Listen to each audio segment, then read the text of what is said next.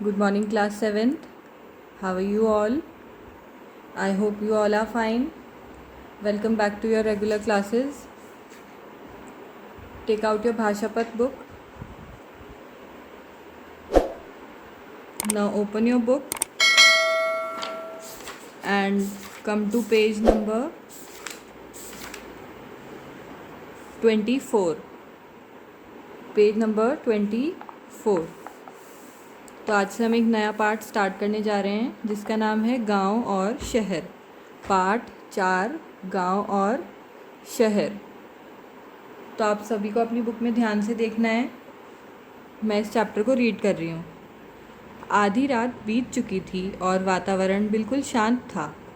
सड़क के एक छोर पर बिजली के प्रकाश में शहर जगमगा रहा था और दूसरे छोर पर बसा गांव धुंधले अंधकार में खोया हुआ था.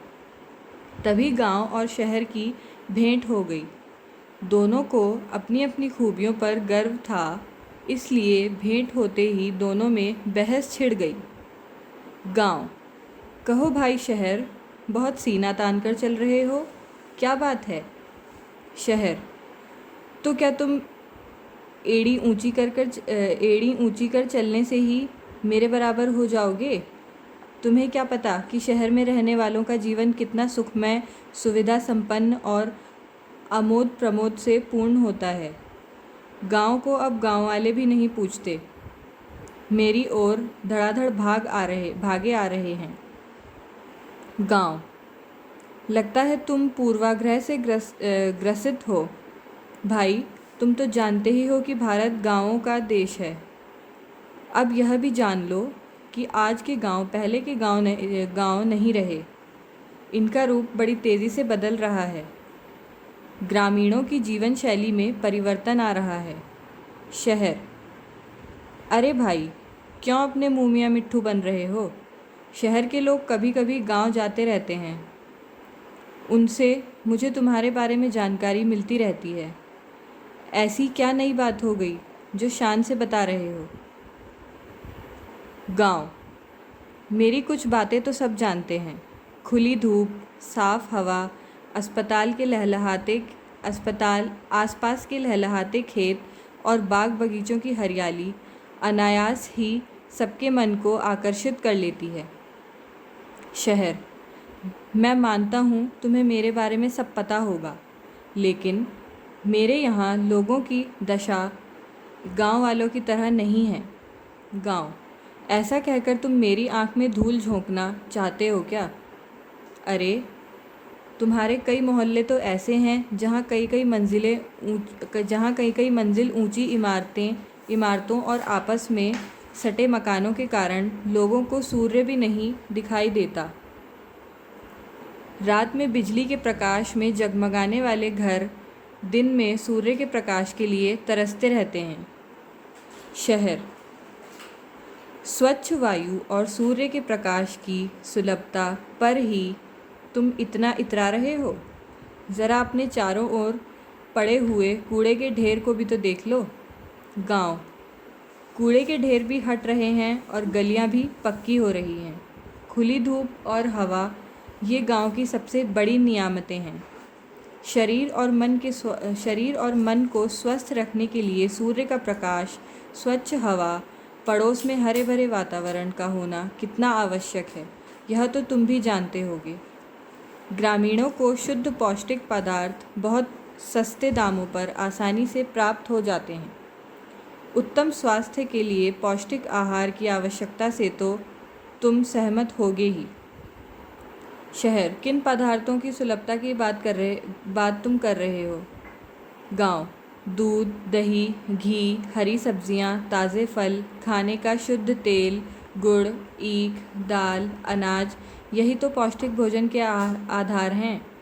मेरे किसान इनका उत्पादन करते हैं, इसलिए ये वस्तुएं गांव में सरलता से और शुद्ध रूप से मिल जाती हैं. शहर: तो कौन बड़ी बात हुई?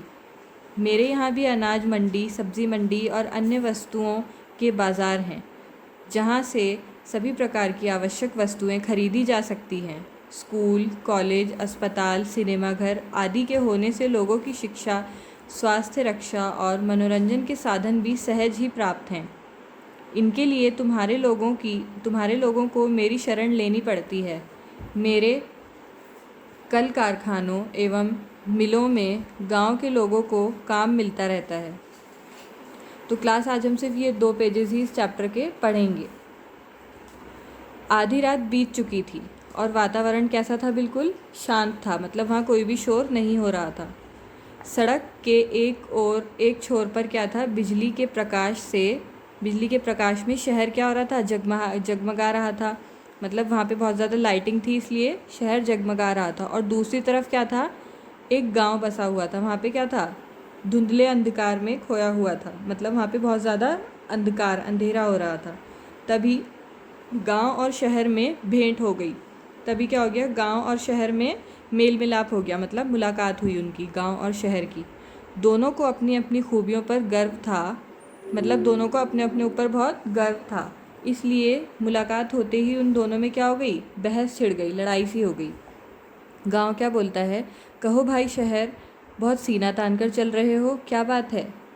तो शहर बोलता है, तो क्या तुम एड़ी ऊंची कर चलने से ही मेरे बराबर हो जाओगे? तुम्हें क्या पता कि शहर में रहने वालों के जीवन कितना सुखमय, मतलब कितना सुख वाला होता है शहर में रहने वालों का जीवन, ये तुम नहीं जानते।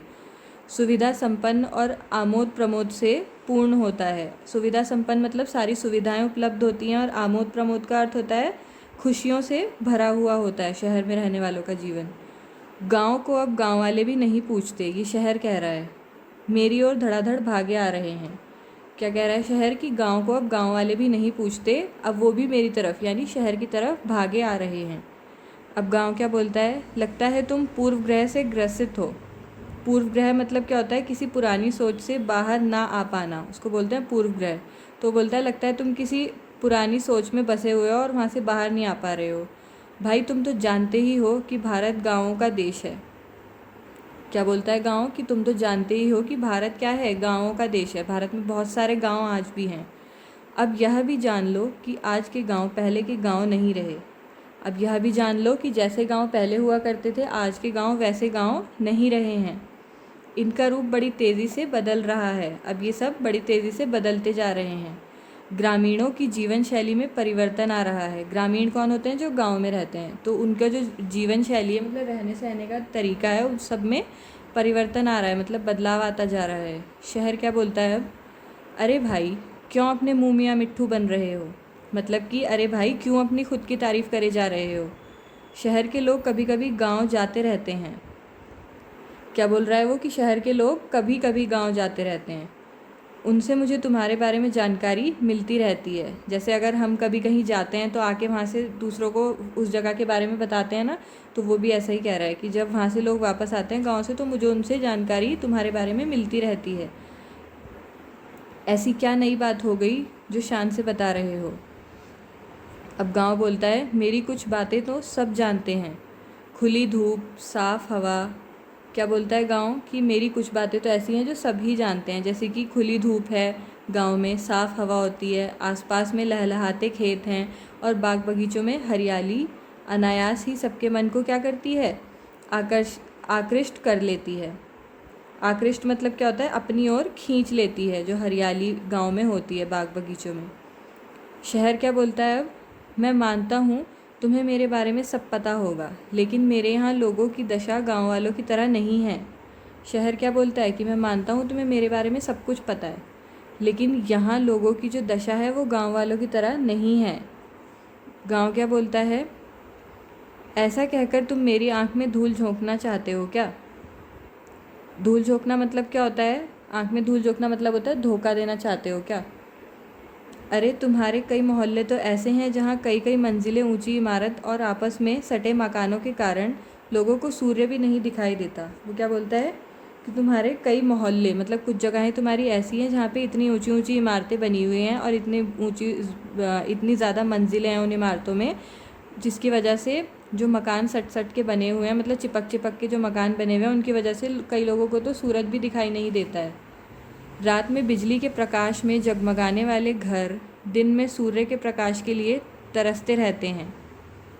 जिन घरों में रात में बिजली के प्रकाश से वो घर जगमगाते रहते हैं, वही घर दिन में सूर्य के प्रकाश के लिए तरसते हैं, मतलब वो लाइटों का प्रयोग करते हैं, सूर्य का प्रकाश वहाँ पे नहीं होता क्योंकि सूरज दिखाई नहीं देता है वहाँ इमारतों की वजह से।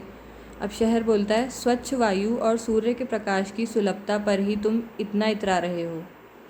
क्या बोलता है वो कि साफ़ हवा और सूर्य के प्रकाश की सुलभता मतलब उपलब्धता, मतलब कि ये दोनों चीज़ें वहाँ पे आसानी से उपलब्ध हैं, तो इसलिए तुम इतना इतरा रहे हो। ज़रा अपने चारों ओर पड़े हुए कूड़े के ढेर को भी तो देख लो। गांव बोलता है कूड़े के ढेर भी हट रहे हैं और गलियां भी पक्की हो रही हैं। आप सभी को पता है कि गांव में कूड़ा भी इधर उधर पड़ा रहता है और गलियां भी कैसी होती थी, कच्ची होती थी, पर अब गांव में गलियां पक्की हो रही हैं। खुली धूप और हवा, ये गांव की सबसे बड़ी नियामतें हैं। वहाँ पे क्या होती है, खुली तरह से धूप मिलती है और हवा भी मिलती है। ये गांव की क्या है, सबसे बड़ी नियामतें हैं। ठीक है, मतलब दुर्लभ वस्तु है, ईश्वर की तरफ से जो मिला हुआ है आसानी से। शरीर और मन को स्वस्थ रखने के लिए सूर्य का प्रकाश, स्वच्छ हवा और पड़ोस में हरे भरे वातावरण का होना कितना आवश्यक है। शरीर को और अपने मन को अगर हमें स्वस्थ रखना है तो सूर्य के प्रकाश की ज़रूरत होती है हमें, और स्वच्छ हवा, और जो हमारे आसपास का वातावरण है वहाँ पे हरे भरे पेड़ पौधों का होना बहुत ज़्यादा ज़रूरी होता है। ये तो तुम भी जानते होगे, ये गांव ने शहर से कहा। ग्रामीणों को शुद्ध पौष्टिक पदार्थ बहुत सस्ते दामों पर आसानी से प्राप्त हो जाते हैं, और जो गांव में रहने वाले लोग हैं उनको शुद्ध और पौष्टिक पदार्थ बहुत आसानी से और सस्ते दामों पर मिल जाते हैं शहर के मुकाबले। उत्तम स्वास्थ्य के लिए पौष्टिक आहार की आवश्यकता से तो तुम सहमत होगे ही। वो क्या बोलता है कि अच्छा स्वास्थ्य, उत्तम मतलब बहुत ज़्यादा अच्छा स्वास्थ्य के लिए जो पौष्टिक आहार है उसकी आवश्यकता से तो तुम सहमत ही होगे। शहर बोलता है किन पदार्थों की सुलभता की बात कर रहे हो तुम।